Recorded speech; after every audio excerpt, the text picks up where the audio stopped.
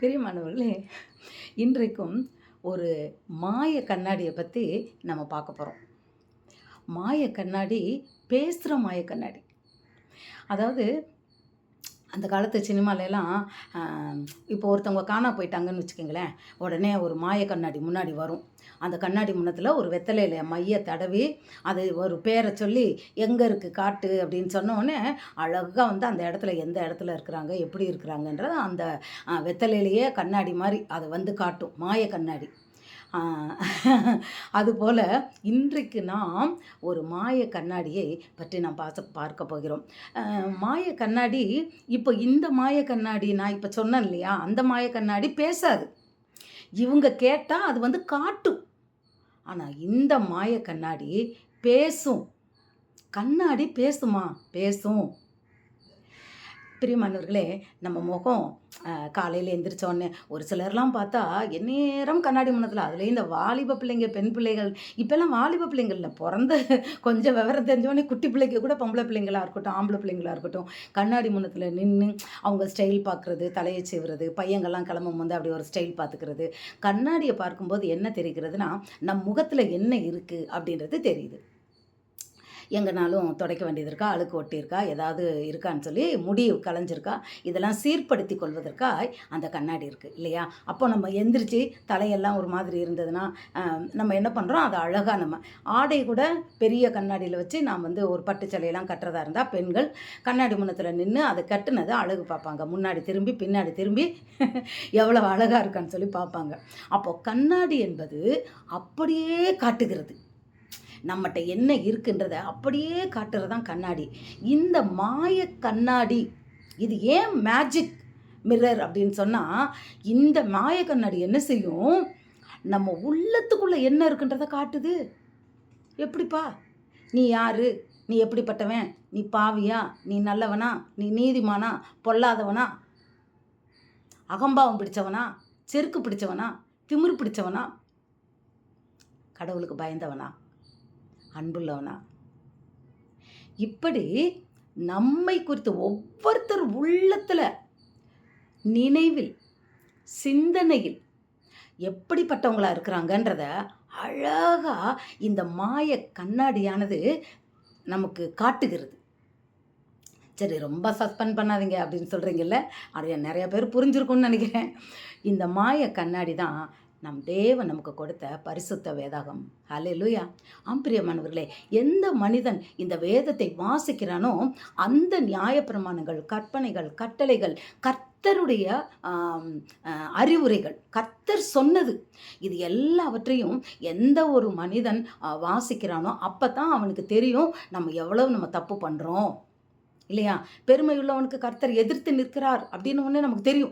ஐயோ, நம்ம மனசில் பெருமை இருக்கா? ஆமாம், இல்லை இந்த காரியத்தில் பெருமை பண்ணிட்டேன், ஐயோ பெருமையாக இருந்துட்டேன், இல்லை இல்லை நம்ம இனிமேல் பெருமையை மாற்றிக்கணும், நம்மளை சீர்படுத்திக்கிறோம். ஹல்லேலூயா! எப்படி கண்ணாடியை பார்த்து நாம் நம்மை சரிப்படுத்திக் கொள்கிறோமோ அதே போல இந்த பரிசுத்த வேதாகமம் என்ற மாய கண்ணாடி நம்மளுடைய உள்ளத்தை வெளிப்படுத்தும் போது அதில் உள்ள அழுக்குகளையும் கசடுகளையும் அருவருக்கத்தக்க காரியங்களையும் அது வெளிப்படுத்தும் போது நாம் அதை என்ன செய்கிறோம், நம்மளிருந்து அதை நீக்குகிறோம். நம்ம யாருன்றதை நமக்கு தெரிய வைக்கும், மற்றவங்களுக்கு தெரியாது. ஆண்டவர் என்ன சொன்னார்?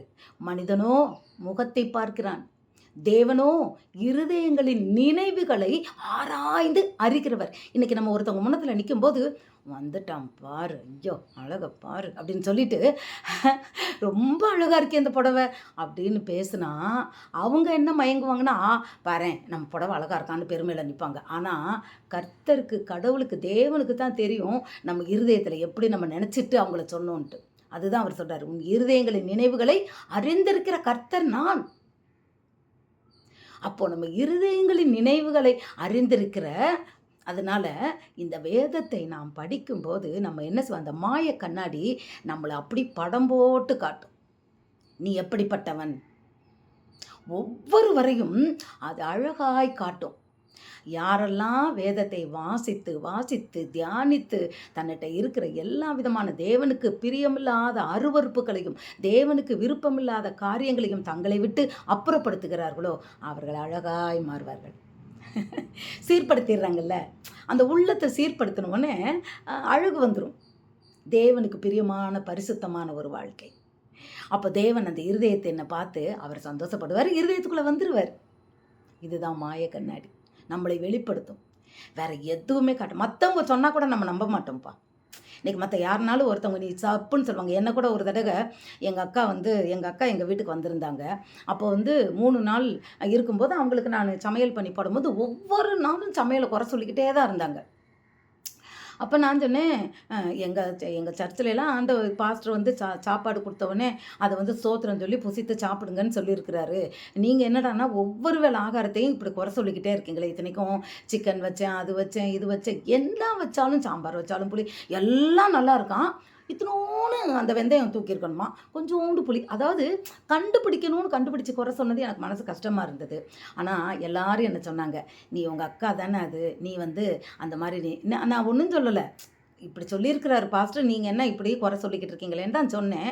ஆனால் வேதத்தை நான் வாசிக்கும்போது கர்த்தர் என்னோடு பேசினார். அது என் முகத்தை எப்படி காட்டுச்சு, உன் கண்ணில் உத்தரவு இருக்கும்போது உன் சகோதரன் கண்ணில் இருக்கிற துரும்பை நீ பார்க்கிறது என்ன. அல்லேலூயா. அதை நான் வாசிக்கும்போது அழுதேன் பிரியமானவர்களே. எனக்குள்ளே இருக்கிற அந்த மாய கண்ணாடி, எனக்குள்ளே இருக்கிற அந்த அசுத்தத்தை வெளிப்படுத்தினது. நீ ஏன் குறை சொன்ன, நீ பெரிய யோக்கியமா. இப்போ நம்ம சாப்பிடும்போது டேஸ்ட் பண்ணுறோம்ல, நல்லா இருக்கு நல்லா இல்லைன்னு சொல்கிறோம்ல. அப்போது ஒன்னட்ட நீ எப்படி நீ உன் சகோதரியை குற்றப்படுத்துவ. அந்த வார்த்தை எனக்கு வரும்போது தேவனிடத்தில் முழங்கால் படிக்கிட்டு நான் தேவனிடத்தில் மன்னிப்பு கேட்டேன். அது எனக்கு தப்புன்னு தோணலை.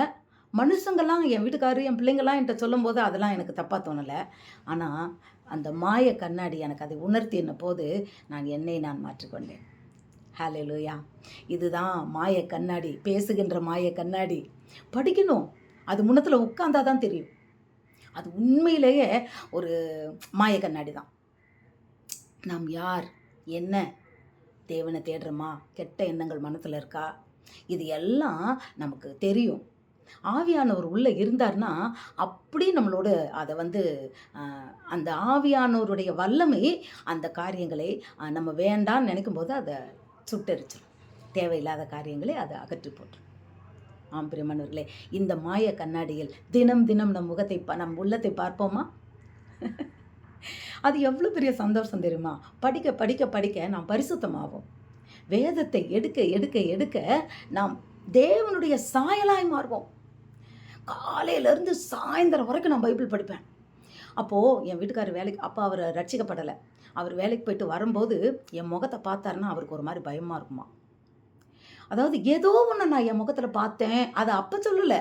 அவர் ரட்சிக்கப்பட்டு கடவுளுக்குள்ளே அவர் ஆண்டவரோட பிள்ளையாக மாறப்போ அவர் சொல்கிறாரு, மதி நீ இந்த மாதிரி அப்போது நான் உன்னை பார்க்கும்போது எனக்கு உன் முகத்தில் ஏதோ உன்னை கோபமாக நான் பேசணும்னு வந்தால் கூட உன் முகத்தை பார்த்தோன்னே என்னால் அப்படி பேச முடியாது.